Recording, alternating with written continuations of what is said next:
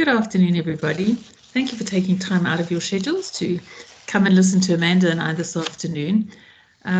We're following on in the theme. So last week we did a journal club on interprofessional education, and we discussed the affordances and constraints. What makes it easy to do IPE, but really what blocks us from doing it. And in this afternoon, we thought we would start working on something practical, because especially with COVID around and all of the plans that we'd made for IPE to be in the wards and for people to be sensitive to everyone who's around them, it seems that not so much of our time will be spent there. And so we wanted not to lose the concept while we were doing all of this computer-based teaching. And so we decided to look at the concept of how we could deliver ideas about IPE while our students were not close to each other and we weren't close to them. So one of the first things we thought about was something that was already being done in the faculty, and that is working on the idea of game-based learning.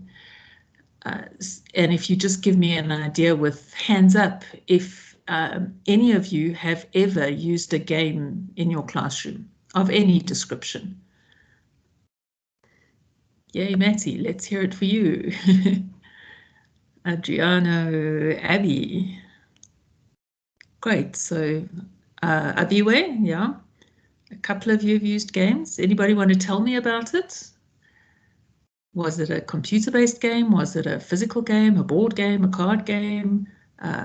Kahoot, which Amanda has shown you before, something like that? Okay, nobody wants to talk about it, but that's... I'll talk.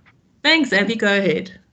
We used Amanda's game and did a rural walk. So it was for our MPH students, and it also happened at the start of lockdown. So we couldn't physically do a site visit. And so we did a rural walk around a village, kind of saw a school, and I think it was using the Minecraft platform. Yes, I'm sure Amanda will tell you a little bit more about that. So what we thought we'd do this afternoon was I just want to get some idea of how into it you guys are, and also to talk a little bit about the theory behind game-based learning and why it's not only for children, but adults can participate as well.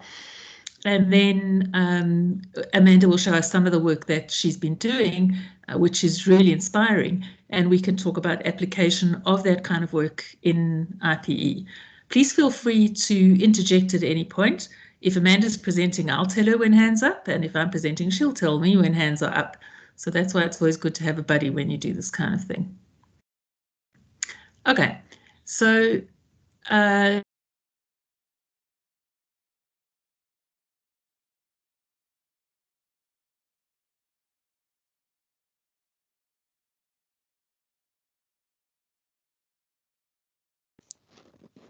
hi. So it seems Shira left the meeting by mistake. I'm sure she will be back soon.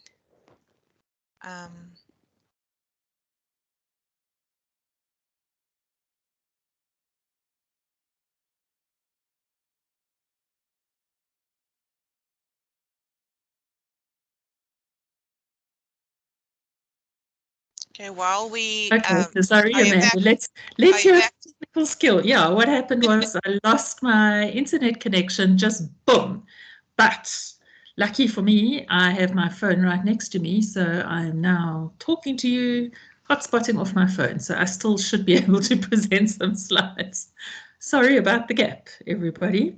It's quite interesting when you do rely on devices, electricity, and connection to get yourself up and running. Yeah, so Shira, while you were away and while you're getting your ducks in a row, Matty wrote that she's used some board games to introduce cognitive components, for example, Monopoly, and she also used Who Wants to Be a Millionaire on Moodle instead of a quiz. And then Constance said that she did a form of 30 seconds in revision for exams with a BCMP class. Oh, wow. Okay, so people are using lots of modalities like board games and interactive games and competitive games, which is really useful. Let's talk about some of the reasons why those things work. So I thought we'd have a look at some of the theoretical foundations and then see why it would be good for us to be involved in this kind of thing. Okay, I do need to know if you can see my slide, Amanda, games versus simulation. We can, it's just a bit small, but I guess that's because of the bandwidth, but we can see. Okay, maybe it's just how it's presenting at the moment. Let me see if I can try and do something about that. Let me take off the chat. Is that slightly bigger? No, it's not. No. But we can see it's just a bit smaller than usual. Okay, so the whole idea that we've been talking about in terms of getting student engagement, so we have spent a little bit of time talking about simulation, but why would we consider games different from simulation? There's still an element of buy-in, there's still an element of participation. In traditional parlance, people worry about games being too rule-based and goal-oriented. And what's nice about trying to move it into a sphere where people understand that there's learning involved is that sometimes games can teach us the sense of consequence. If you choose this pathway, that will happen. Or if you don't pick up the sword on your way to the fight, well, you're at a disadvantage, you know. So the scenario for games gives you those opportunities that are much more overt than sometimes you'll see in a clinical simulation where people have difficulty differentiating what it is that they're supposed to be paying attention to.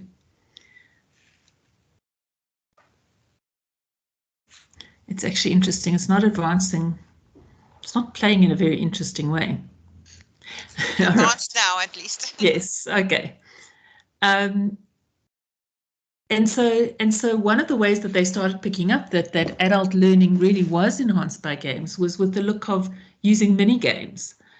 So when you're playing a mini game, little pop-ups can happen during the game that give you just-in-time information, and that's one of the things that helps students to deal with cognitive load.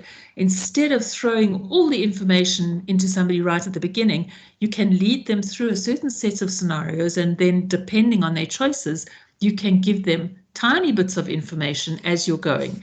What's interesting is when people are playing a game, okay, Adriana, I see your question, but let me just finish this thought. When people are playing a game, they don't realize how much information they're taking on board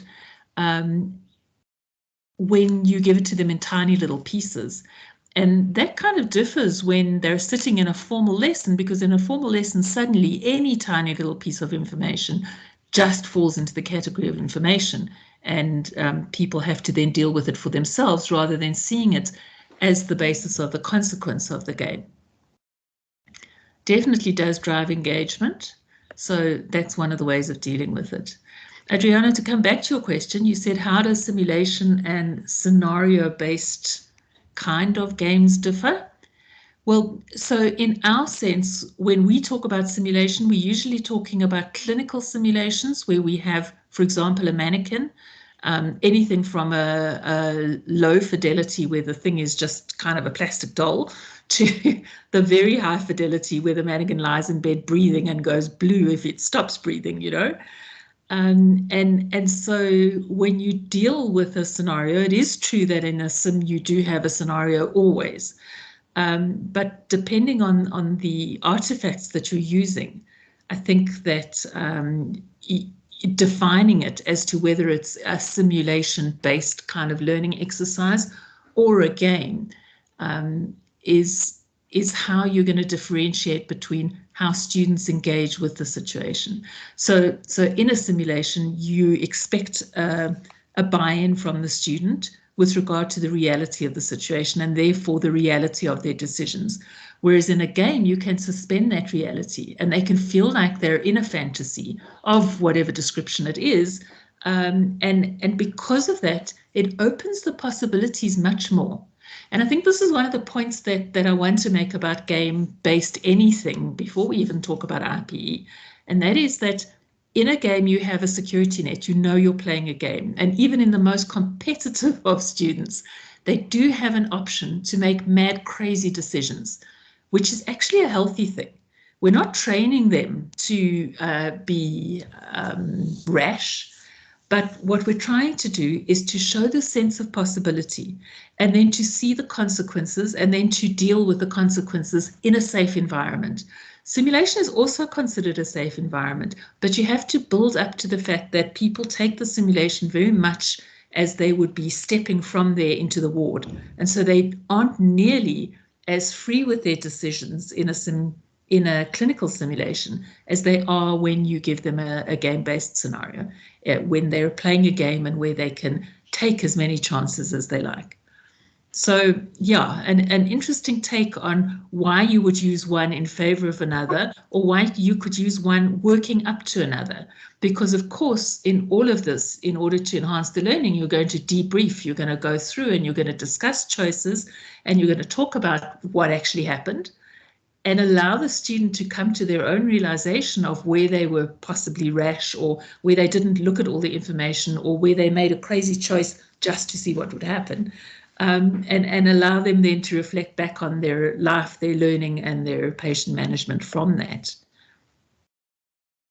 Okay, so if you're seeing the slide small, then this would be quite small, but the idea behind games being motivating is that there's a whole bunch of motivational theories out there. I'm sure you guys have come into contact with them before, that you have intrinsic motivation, something that drives you from within, and the reason that you do it is just because you want to make sure you can master this thing. Or you can have extrinsic motivation, where you do it for a reward. You want to win the prize, or you want to get the highest score. And so often when you have an outside or an extrinsic motivator, you can fall off the wagon when that motivation isn't there. So you can do it just to get the points. So we actually ran a game-based scenario in a workshop at SAHI, and it was really interesting. Paula had discovered that there's a plug-in to Moodle called Stash, where you can give certain tasks, and every time you succeed in the task, you can get a reward. So you get a gold coin, for example. And what we did was we made a gateway point that you had to get 3 gold coins before you could enter the final competition. You have no idea how many of our fellow healthcare practitioners all desperately jumped from activity to activity to see where the coins were being offered and did those, so that they could get the coins, so that they could move through the game. So that sort of motivation is allied sometimes to the idea that it's outcome driven, and you can be leading people through a surface experience because what they're looking for is the reward. Whereas with the intrinsic motivation, where people having to think and to engage and to do something for the sake of developing mastery, sometimes that learning can be a little bit deeper. So when you're going to plan your game, you need to think about what kinds of learning you're trying to provoke. And it's not always that one is better than the other one. It's just that sometimes you want the learning to be the kind of thing that stays with somebody forever. And sometimes you want the learning to be that they go through a certain set of circumstances and information, and they're going to be doing that often. And so it doesn't matter if they first engage with it on quite a surface level. The thing that I'm sure most of you have found with games is that when you play it, if it's too hard for you, you're going to give up.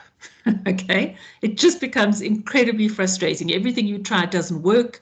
You have to catch all your pieces and move them into place and get the engagement that needs to be done, and you just can't do it. And therefore, you'll find that there are people who give up because it's too frustrating. Alternatively, if something's incredibly easy, you also get bored. And you do it once, you do it twice, and then you stop doing it. Unless you start introducing some sort of other intrinsic motivation. So if your game is easy and you think that it's going to be boring, then start doing things like, for example, putting a time limit on it, or saying this was your longest time, see if you can beat your own time in doing something. And that, in a way, starts to give some intrinsic motivation to the game, even if it's quite easy. But yeah, there's this idea of a zen, where you're in the zone and where students engage with the game and they absolutely love it. If we want to be a little bit biological over here, we'll talk about dopamine, because dopamine being that reward neurotransmitter, where when you succeed in something, you get that tiny little burst of dopamine and you want to go back and do that again. So it's a reinforcing kind of habit. And habits in a good sense, in that if you feel positive about the game, you can continue and progress and get more information if it's a learning game. Habits, of course, is in a negative sense, where somebody keeps doing something over and over, like spending 15 hours on their screen playing, I don't know, what's the latest screen game, just to see how high they can get or how many things they can capture. That might not be so healthy. But it's really interesting that a lot of designers, people expecting you to be involved in the web, have locked onto that dopamine idea. So even the thumbs up, the likes on even the chat over here, or Facebook apparently, or Instagram, or anything that you post, and you want feedback from people, every time you see your numbers going up, that gives you that little dopamine burst. So quite interesting if we think in terms of how it is that people you get people engaged in the game and what their reward could possibly be. Why could we look at games in IPE, particularly in interprofessional education? Why would this be a good vehicle if we're going to start looking anywhere that's not clinically based? And the first one is that games are really agnostic, which means they don't buy into anybody's agenda. The game is the game. And unless you introduce features that introduce areas of judgmentality or correctness or incorrectness, people can come to the game bringing all of their own cultural capital and previous knowledge and all those things that we laud in diversity. They can come to the game as the game is designed. So because the game doesn't privilege information, people are playing it, and their choices are what leads them through it. And lastly, in terms of IPE, they allow, so for what I'm saying, the role of discovery. That because you're in a game again, you have more openness to asking questions or for seeking out pathways that you think might not go all the way through to the end. But for doing things outside of your normal track, as it were. And that allows you, I think, to open yourself to other people who are involved. Now, in the Journal Club last week, we were talking about scopes of practice. And I think as a basis for impeding IPE, the antagonism that can happen in what's perceived as one person's scope of practice versus another is something that can really be pulled out in, for example, a game, because you could make the competition who gets to the target first. So who finds the key to the drug cabinet, or who ladles out more soup than anybody else at the soup kitchen. You know, you can allow for different people to assume different roles no matter what their entering role was into the game. And that's quite fun, because you can see the pathways that you're guided down when you're trying to play a different role, and you can often see the challenges that are put in your place, in front of your face, when you're playing this different role. Okay, so what I think I'm going to do now is I do have some more theory to talk about, but let's rather switch across to Amanda and have a look at some of the games that she has worked on. And then we'll come back to a discussion with everybody about how we can brainstorm using this kind of modality in our IPE, particularly in the faculty. So let's get a bit technical. Adriana, I see your comment. How do you actually say this guy's name? And I hope you just cut and paste it. You didn't intrinsically know how to write him in the chat. All right.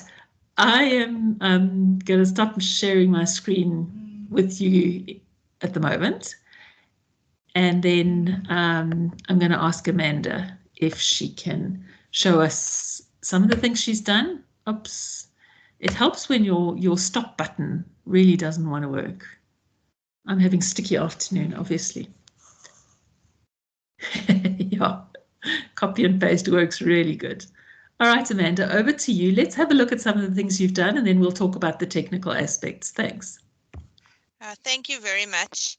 I have a number of videos to show, so I have decided to record it this morning so that I'm sure that everything works well and that we don't have sound not working, etc. So I am going to showcase quite a few of the games that were co-created with many of the people in the audience. I'm going to introduce you to Arabang, who helped Abigail with her walkthrough.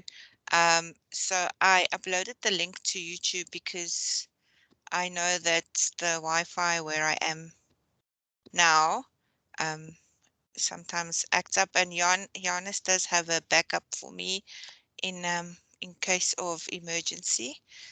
He will share his screen. So I'm going to press play, and then if your hand is up or if you want to ask a question, I can pause at any time, and then yeah, enjoy. Thank you very much for your insights, Shira. It's always great to learn from you.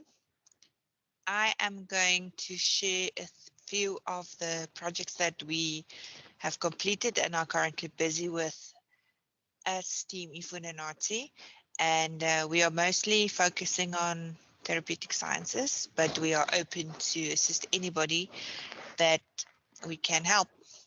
So we have done an amazing race, we're experimenting with breakout rooms, we've done a few simulation games, and we have done a lot of games in Minecraft Education Edition. Before I carry on, I want to clarify what we see as gamification and game-based learning. So we see gamification as the development of a reward system and competitive element to learning that sparks engagement and taps the student's motivation to learn. So this means it is outside of the classroom, it's a reward system or badges. And then game-based learning can change the approach to learning and teaching in a classroom as students become the focus of the lesson. A game is specifically designed for learning and forms a component of the curriculum. So in other words, the game can not exist outside of the curriculum. And as I always say, you put the student in the driver's seat.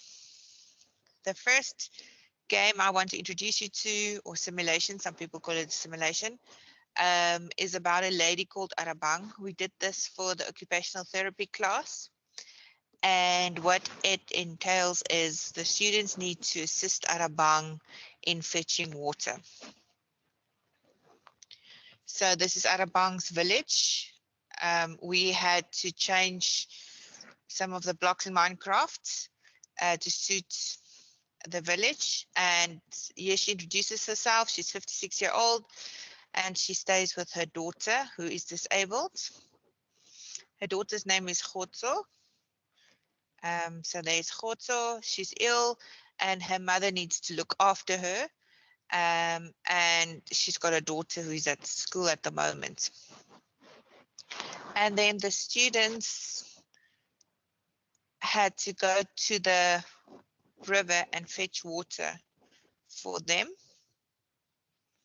That is the first game I wanted to show you. The second game is the retail pharmacy game.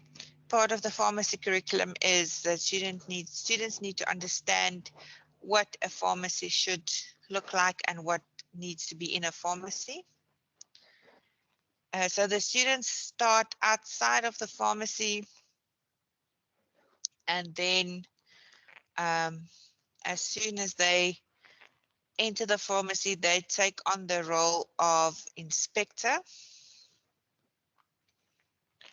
Because of data costs, we had to record a video and share it with the students because they couldn't be online to play the game.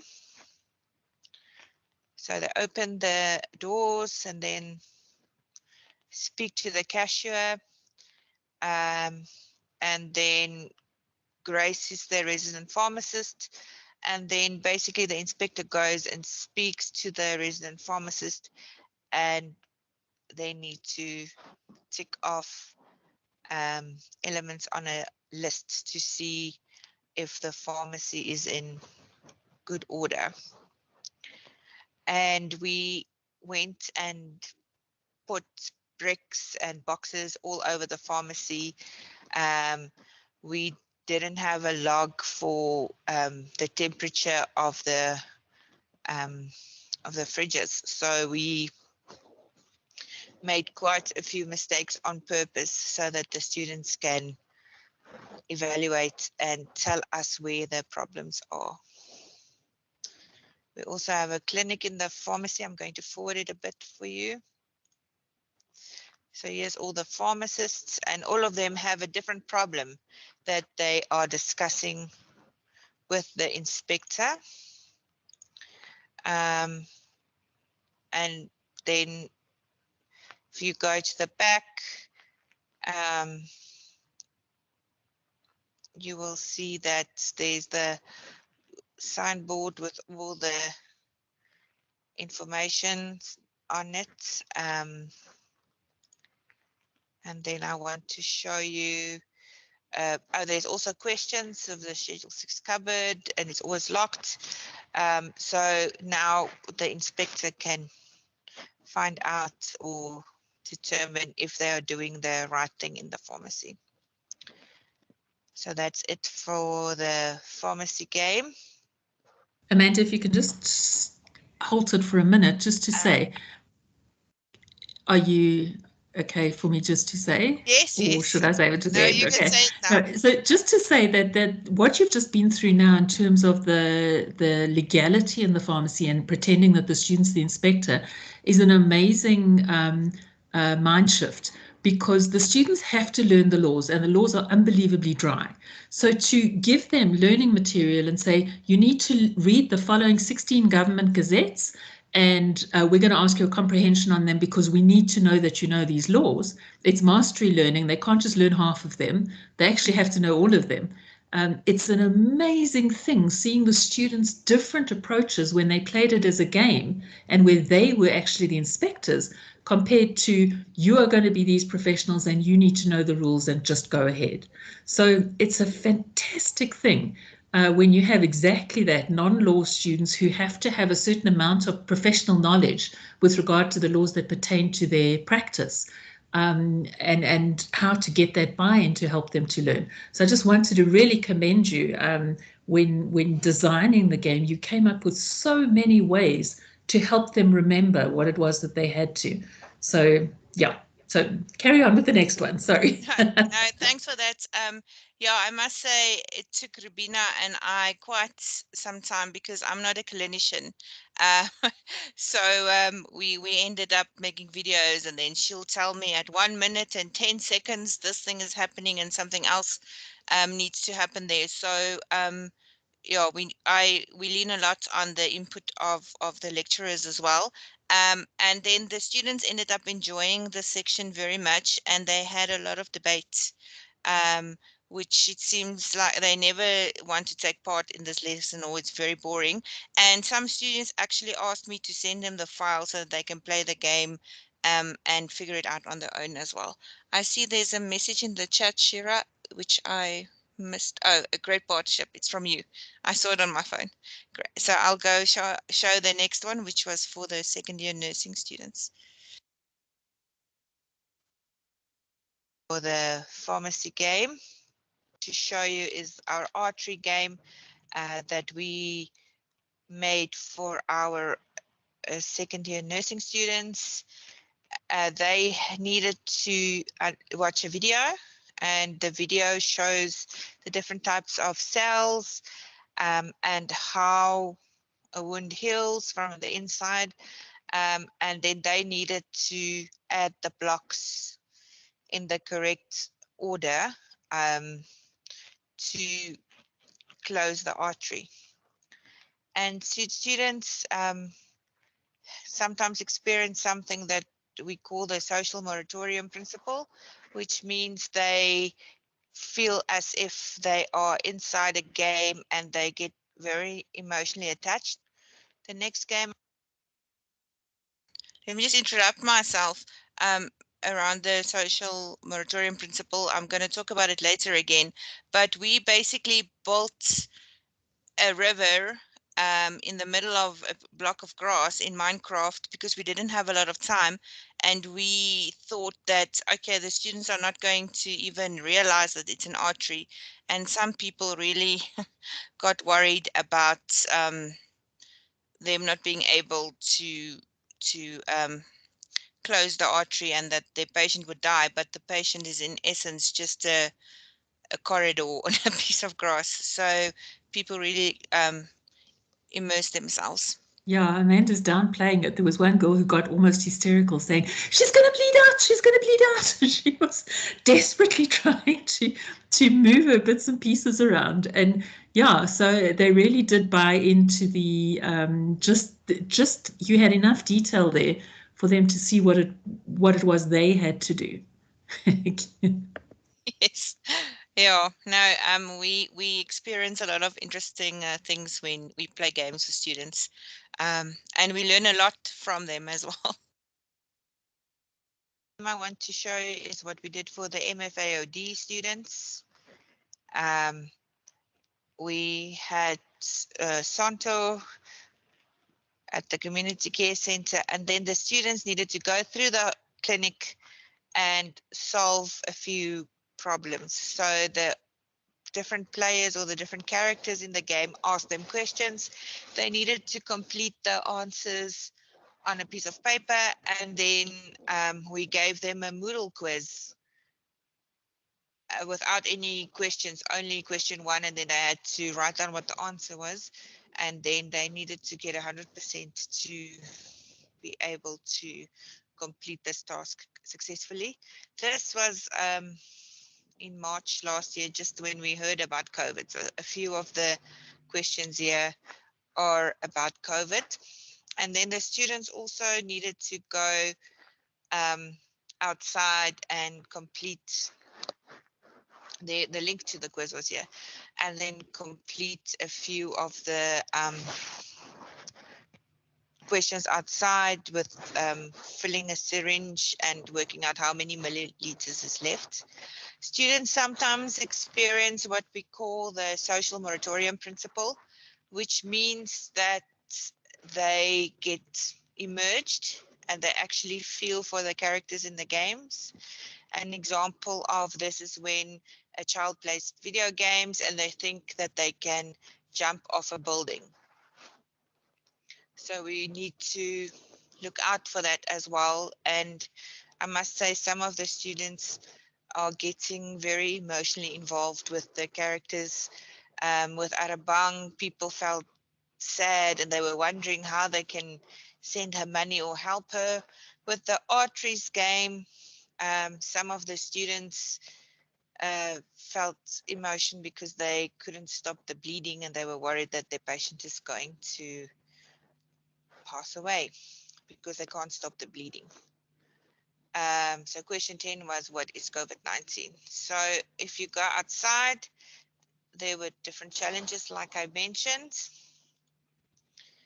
I want to show you where they stop heartburn, administer antacid.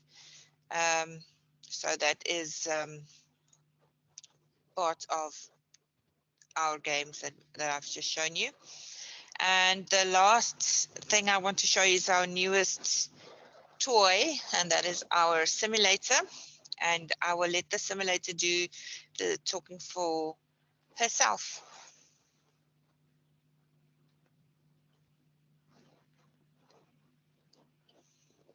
Hello, ma'am. Can I help you? Hello, doctor. I want to do a simulation to my lesson. Can you help me? Sure, I can. Please email the info to help desk and then we can start with the process. Understood. Thank you so much. Yes, so that's it from my side for now. The simulator was a bit soft, but I'm sure you could have heard. Unfortunately, the simulator is in French, so we need to do voiceovers for many of the things because sometimes the accent doesn't really work out. So over to you, Shira. Thanks, Amanda. That was really, really interesting. And I don't know if you've picked up on the chat as we're going through, that a lot of people had things to say about it. Adriana, thanks for giving us the link. I see it's about Minecraft Explore Social Justice, which really sounds like an interesting use. Minecraft, though, is not as easy as it looks when you start, and especially not as easy as Amanda makes it look once they're going through the actual scenarios. There's quite a lot of learning in terms of how to actually build what it is that your students are walking or working through. And there is lots of software out there that can help you build a game. I'm sure that, I mean, Arshad has given us something over here too. Arshad, maybe you want to tell us just about this link that you've posted?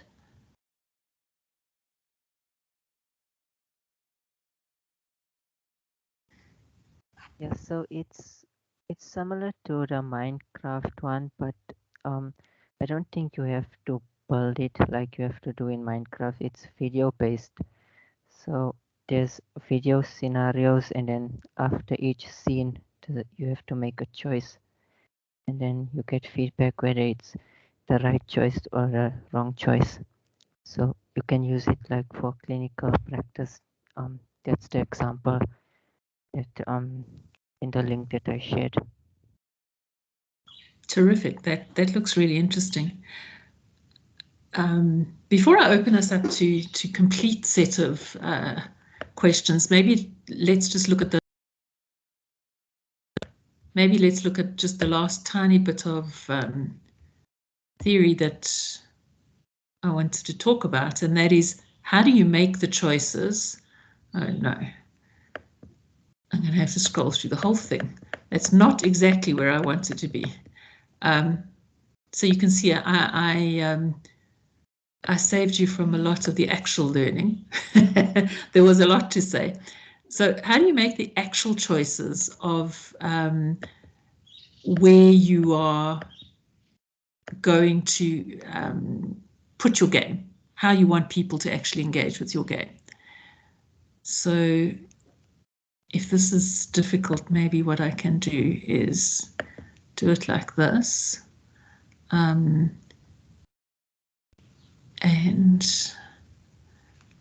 make my slides a little bit easier. Okay. So, don't know if that makes it easier to see or not. Try one more time.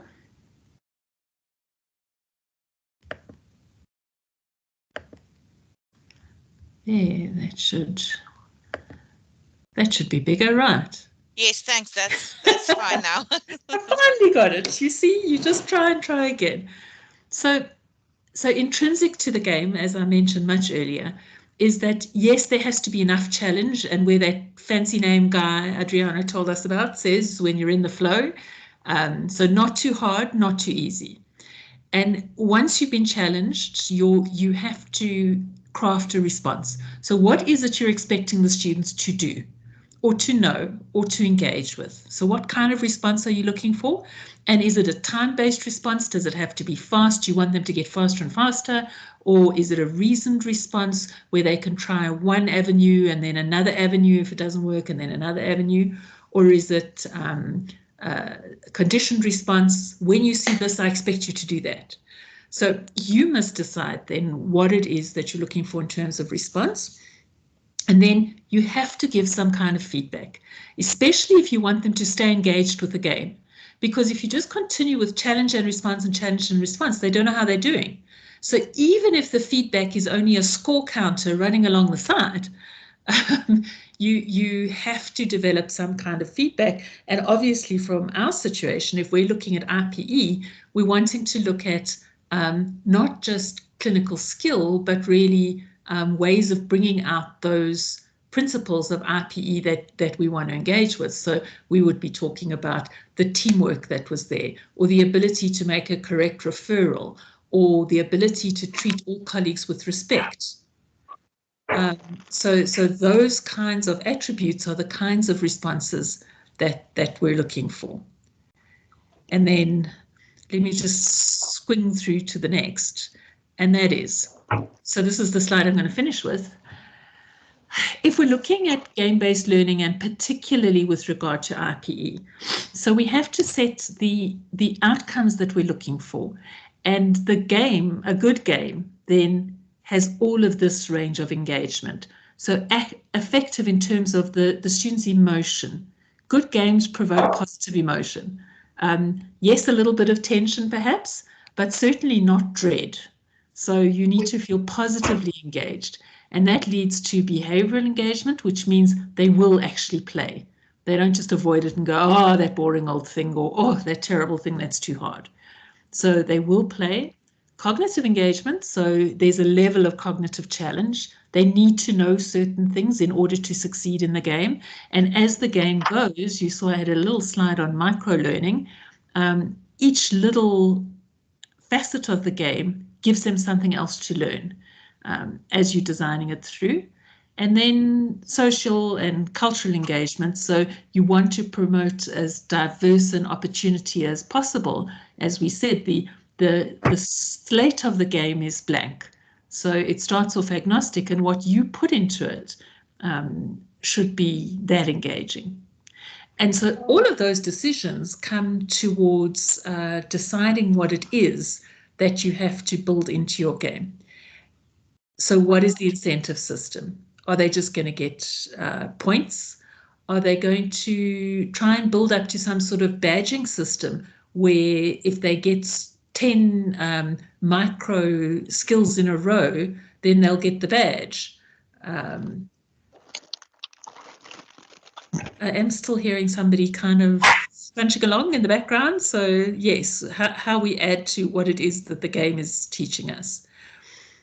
I think quite important is things like cultural suitability. So if you're going to choose a person, maybe don't differentiate the gender. Or if you're going to choose a humanoid figure, maybe give them a purple skin or a green skin or a something which implies everybody is accepted. I do think that a lot of the time we other people by making the choices that we make, including trying to make things culturally appropriate when we're not part of a culture. So if you choose a name that's not culturally appropriate, or your game leads to a scenario that would be not likely, then you might alienate people. The whole idea of using a game to enhance IPE is that it should be inclusive and not divisive. So, okay, these were some of our thoughts. I'm very happy to open the floor to conversation, to hear about what people feel about using games, particularly for IPE. And if you've got any ideas for us, we're in the process of working with Adriano and his team to build an IPE game. And if people have used other softwares to build games, like, for example, it's supposed to be quite easy, Articulate Storyline. People say that that's one of the easiest to use, but there are all sorts of other complicated softwares that people can build games on. And then what do you feel about the partnership that, for example, Amanda spoke about, where you have a technical-based person helping you to build the game, but you need to have certain aspects correct for your particular practice. So do you think that those partnerships are useful, or do you need to, as the practitioner, develop the technical skills yourself? Which certainly makes it easier at 1:30 in the morning when you're still trying to get the game going. You don't have to phone Amanda then. Okay, I'm open to discussion. Prof. Jacobson, how large are the groups involved in the game? Is there a limit to the number of people? Amanda, tell us how your games work with regard to numbers. Yeah, pre-COVID, we had a class of 120 students going through Arabang's village at the same time. But we split them into groups of 40 because we thought having 120 people at the water source at the time is a bit extreme. So we had 40 students at a time at the water source so that they can feel what it feels like to wait for water. Yeah, it depends on the type of game, but as I said, we've played games with 1 or 2 people, but our largest number was 120. Yes, so it depends. That's terrific. Any ideas from everybody? I know that in nursing you were talking about building a particular scenario where you had a little village, and so all of those avatars, the people involved, were contributors to the game, if you will, and then you could play out a certain number of scenarios. I think for an IPE game, having some sort of real life scenario like Arabang's village perhaps is a nice opportunity, because then you can have all sorts of things happening to all sorts of people where you would have to call in other people to consult, and where you would have to have the ability to hand over information from one to the other. Prof. Cook, you've got a comment. Go ahead. Sure, thank you. Just to ask about the partnerships that you were speaking about. This has made me reflect on our efforts to get some learning hubs in place on the peripheral platform, and when it comes to hardware and the health sciences education objectives, as it were, those those aren't by no means integrated, and I don't have much knowledge on the hardware side, and I have to partner with colleagues in what can do, in terms of what the solution is. But when it comes to this and software, they are so integrated that partnership surely has to be extremely strong. And perhaps Amanda or Abigail or some colleagues can just reflect a little bit on that partnership and how that has worked for you in the past.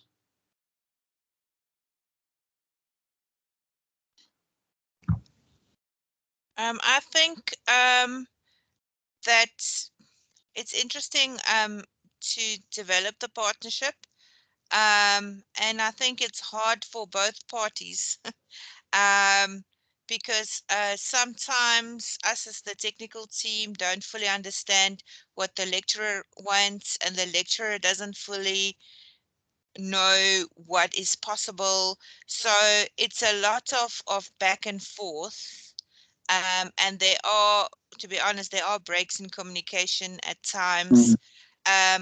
But I think it's important to keep communicating, because that pharmacy game that Rubina and I did took about 3 months of back and forth. And then while Abigail and I think Abigail and I spent about 2 or 3 days on it because it was an already existing game.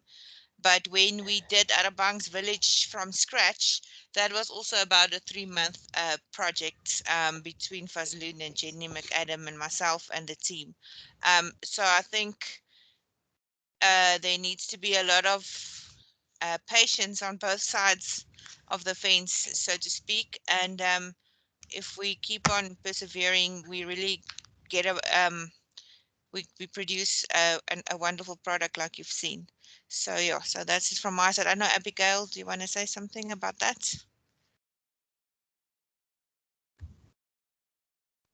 I think just to add, Amanda, that I mean, when we worked together, it was also just about being quite clear about what the expectation was, you know, for the students in terms of what they would get out of the game. And so your existing village of with Arabang, I needed to be quite clear around how that space was needed for my students to get a particular objective out of it. And so I think that the trust around the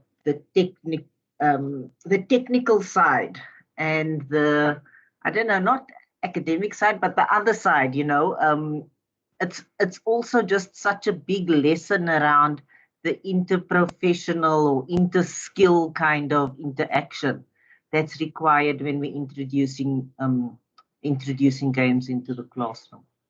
But now there's nothing else really. Yes, and there's no textbook, so there's nothing, no form or anything that I can download and say, please lecturer, complete this form, and then we would have all the information needed. So, yeah, as I said, it's a lot of back and forth and patience and understanding and kindness on both sides, I think.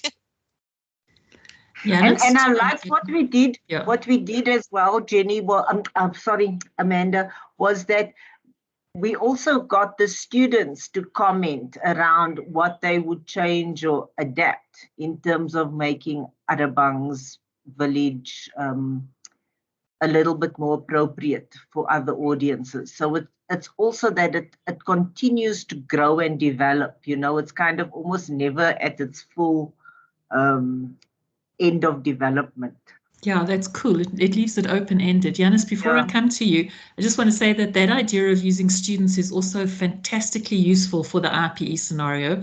One of the things we wanted to do was get people into interprofessional groups and get them to design a game. Students are endlessly creative. And then on top of that, to help us to collaborate in designing a rubric to then determine the quality of each game. So looking at the content information and the correctness of that, and looking at the scenario and looking at all those other game elements that we spoke about. So helping the students to see what makes a good game and what engages people and what helps learning. And that is a huge project. So that is one of the ideas that we do have is using the students themselves to participate in that as a learning activity. Yanis, you want to go ahead? Yeah, so I think game-based learning is such a valuable way of learning, especially if you let's say look at health system sciences where you have a hospital there was a game that I used to play as a kid that I used Sims Hospital, I think, where you manage and administrate a hospital and obviously build that around education. But my one question is how long, so in terms of developing the game on Minecraft, you said it took 3 months, but how many people worked on the game as well? So yeah, my question is just around resources for developing games. Yeah, so Minecraft is very labor intensive. That's why we are exploring Unity and other platforms, because Minecraft is super labor intensive. So the pharmacy I built alone, and it didn't take 3 months of 9 to 5, but I would spend a good 2 to 3 days per week on that on the pharmacy, because I was in hard lockdown. But our archery took us 2 days, but it was me and the 2 interns that did that, but it was also very simple. Arabang's village, because we had to go in and change the JSON files, etc. It took us a long time to figure out what was going on, but then once we started building, it went quite fast, and then we also pulled in the first years to help us to build. So that was about 3 to 4 weeks. But these simulations doesn't take long. That simulation that I played now took about 5 minutes if it's that much, and then the students, the interns did the voiceover as well. So it depends on the platform that you choose, and that's why we are moving away from Minecraft, because Minecraft also uses 2 gigs per hour. So we can't ask the students to play it at home. Chetso, you want to go ahead?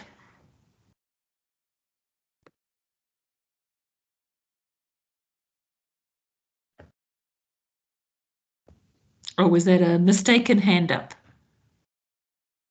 Yes, sorry. No problem. I clicked the hand up. Oh, Sorry. that's okay. That's fine. Okay, so bottom line, where we're going with this is that game-based learning, like anything else, isn't just an answer of make busy work. So it's like, I gave my students a worksheet which is student-centered, and so they're busy working. That's not the point. We don't want people to go out there and play games with the idea that it's good learning. It's only good learning if you have really thought about the objectives of what you wanted is your students to know. And why we like this scenario is because it's able to extend beyond the cognitive to all of those other domains where we want students to be immersed. So what their attitudes are, what their behaviors are, what the socio-cultural implications are of the choices that they're making. So it's not only involved in focusing on the cognitive only, although you can introduce a lot of cognitive knowledge in micro steps through the game. And that's the reason why we think that it's a good plan for enhancing IPE. And thanks for joining in this conversation this afternoon. We really appreciate your ideas and opinions, and maybe we'll be able to give you a feedback on where we're up to in the next couple of months. Thanks, everybody. That's us done for the afternoon.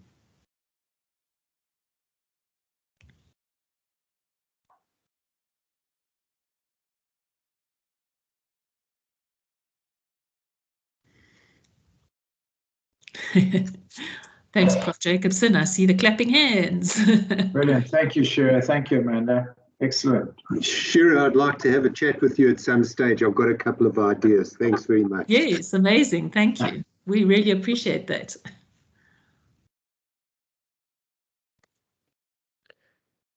Have a good afternoon, everybody. Stay safe, stay inside, stay warm, open your windows, wash your hands, wear your mask.